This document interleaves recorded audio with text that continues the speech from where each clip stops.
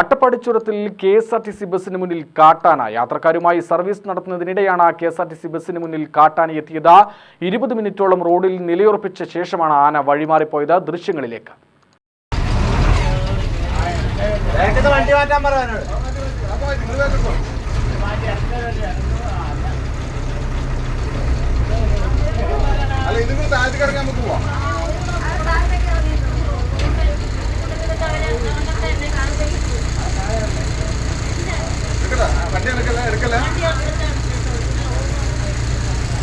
വണ്ടി മാറിയില്ലേ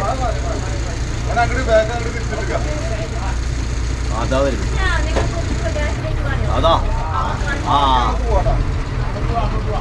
അതിനിടയ്ക്ക് നോക്കി ഇറങ്ങി വന്നിട്ട് അയാളെ കണ്ടിട്ടില്ല.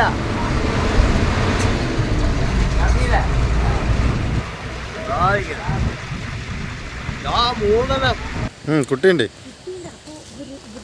ഇല്ല, ഉപദ്രവമൊന്നുമില്ല. ഇങ്ങോട്ട് കയറി